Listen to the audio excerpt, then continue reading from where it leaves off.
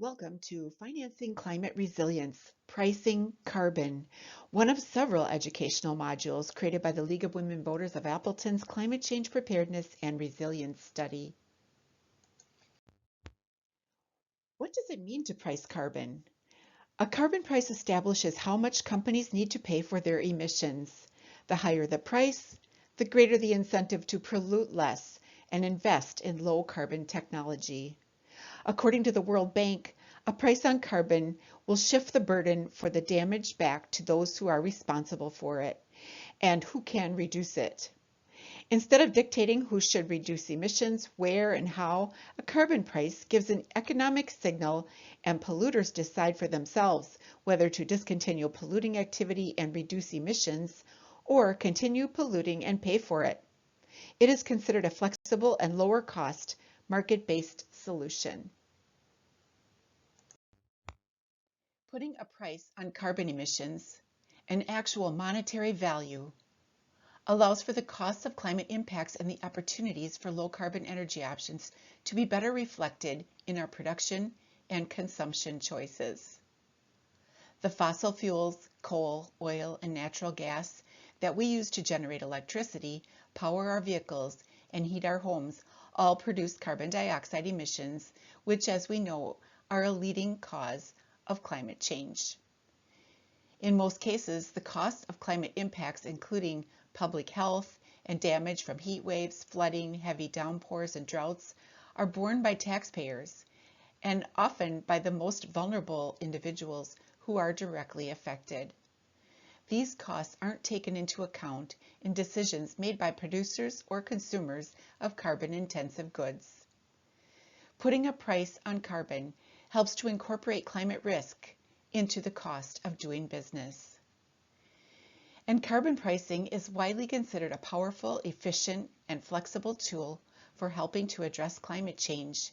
It is supported by an array of experts, businesses, investors, policymakers, civil society groups, states, and countries. The U.S. League of Women Voters approved a position supporting carbon pricing at the 2018 National Convention.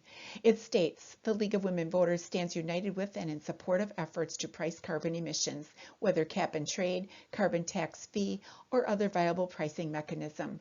They don't have a position on how the revenue generated should be used or espouse any single method of pricing carbon over another. The national position was echoed in 2020 by the League of Women Voters of Wisconsin when they included it in their recommendations to the Governor's Task Force on Climate Change. There are different ways of pricing carbon.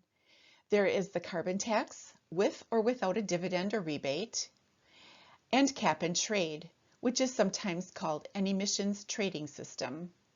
In addition to these, there are also more indirect ways of pricing carbon, such as through fuel taxes, the removal of fossil fuel subsidies, and regulations that may incorporate a social cost of carbon. Let's take a closer look at the two most common ways to price carbon. Under a cap and trade program, laws or regulations limit or cap carbon emissions from particular sectors or the whole economy, and issue permits to emit carbon to match the cap. For example, if the cap was 10,000 tons of carbon emitted, there would be 10,000 one-ton permits or allowances. A declining emissions cap would help reduce emissions over time. Every source of emissions subject to the cap, for example, power plants or refineries, would be required to hold allowances equal to the emissions they produce.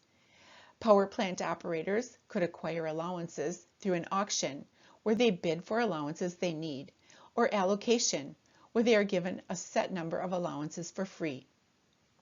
Once these entities have allowances, they would be able to trade or sell allowances freely among themselves or other eligible market participants. Because the allowances are limited and therefore valuable, those subject to the cap will try to cut their emissions as a way to reduce the number of allowances they have to purchase. The resulting interaction between demand and supply of allowances on the market determines the price of an allowance, also known as carbon price. With a carbon tax, laws or regulations are enacted that establishes a fee per ton of carbon emissions from a sector or the whole economy. Owners of emission sources subject to the tax would be required to pay taxes equivalent to the per ton fee times their total emissions. Those who can cut emissions cost effectively would reduce their tax payments. Those subject to the tax would have an incentive to lower their emissions by transitioning to a cleaner energy and using energy more efficiently. A rising carbon tax would help ensure a decline in emissions over time. Of course, any carbon pricing mechanism must be effective. The solution has to be big enough to match the scale of the problem. A good policy should also be good for people. It must be fair. It shouldn't pose a burden on those who are poor or disadvantaged. It must be good for the economy. It must create jobs and economic growth in ways that would improve people's quality of life and protect their health and communities. It should give people incentives to choose rather than control their choices. It should be something that people can understand and support and doesn't grow the size of government. One transparent and equitable proposal for carbon pricing is called the carbon fee and dividend. It is a carbon tax idea, but with a different resting place for the money that is collected. Here's a high-level explanation of how it works. This policy puts a fee on the emissions of fossil fuels like coal, oil, and gas at the source, the mine, wellhead, or port of entry. The fee starts low and grows over time. This will drive down carbon pollution because consumers will make choices to move towards lower carbon energy ways to live. And energy companies and leading industries will increasingly be motivated to invest in technologies that provide energy with less greenhouse gas. Instead of government using regulations to restrict companies, industry will naturally want to compete by inventing and investing in lower cost, lower carbon technologies. The revenue collected is then rebated to households, making the policy durable and popular. Citizens get a check every month to spend in any way they choose. The genius of this approach is that the less carbon they use, the more of that money they get to spend on their other needs. The money collected from the carbon fee is directly recycled back into the hands of consumers, distributed in equal shares every month to the American people to spend as they see fit. Under this plan, the government does not keep any of the revenue. This policy is already a bipartisan bill in Congress called the Energy Innovation and Carbon Dividend Act. With 86 co-sponsors at the end of 2020, it's expected to be reintroduced early in the new Congress. There have been other federal carbon pricing bills introduced. However, the use of all the revenue as a dividend is what sets this policy apart from other carbon pricing legislation. It's effective, reducing America's emissions by at least 40% within 12 years. It's good for people. Over half of all American households will come out ahead, meaning the dividends would more than offset the price increases in fossil fuels and products made with them, and another 24% come out almost even. It's important to note that the great majority of households with the lowest incomes come out ahead. That's because they actually often have lower than average carbon footprints. Regional Economic Models, Inc., REMI, has done extensive and detailed modeling on the economic and health implications of this policy and has determined that over 295,000 lives will be saved in the next decade because of better quality air. It's good for the economy. 2.1 million jobs will be created in the clean energy and other sectors due to the continued stimulus of carbon dividend checks. GDP will also increase over business as usual due to increased consumer spending. And it's revenue neutral. All of the fees collected are allocated to all Americans to spend any way they choose. The government will not keep any of the revenue, and this is often appealing to our right-leaning citizens because the size of government will not grow. The World Bank hosts a carbon pricing dashboard with an interactive map that shows up-to-date information on existing and emerging carbon pricing initiatives around the world. Some 46 countries and more than 35 cities, states, and provinces already use carbon pricing mechanisms, with more planning to implement them in the future. This includes China, who recently announced that they would become carbon neutral by 2060. The states in the U.S. that have a carbon price include California and the 9 Northeast states that are part of the Regional Greenhouse Gas Initiative, RGGI.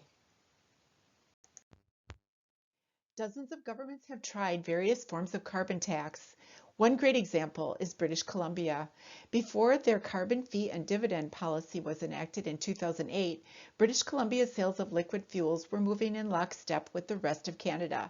After the new policy took effect, we can see their fuel consumption per capita has since fallen by 17.4%.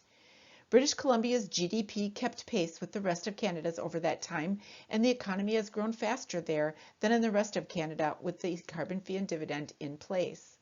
Because all of the money collected from the fee was returned to the people, this 13-year-old policy is quite popular. Many experts in the public health sector support carbon pricing. One important statement came from the 2015 Lancet Commission on Health and Climate Change. It stated the single most powerful strategic instrument to inoculate human health against the risk of climate change is strong and sustained carbon pricing. Many economists support a carbon fee and dividend policy.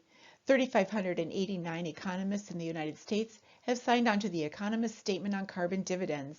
They include chairs of U.S. President's Council of Economic Advisors from Presidents Obama and Clinton, and also from Presidents Ford, Reagan, George H.W. Bush, and George W. Bush.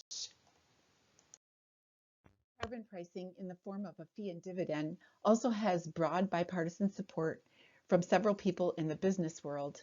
In fact, companies prefer the carbon dividend approach to other forms of carbon pricing because of its predictability. The Business Roundtable consists of chief executive officers of over 200 major U.S. companies. Their statement outlines an entire portfolio of solutions that should be implemented to reduce climate risk. But of all of the individual strategies and solutions they've identified, the price on carbon is the first and foremost. And many more companies are joining alliances like Ceres and include overwhelming support of bipartisan carbon pricing. In Wisconsin, several communities have passed local resolutions in support of carbon fee and dividend.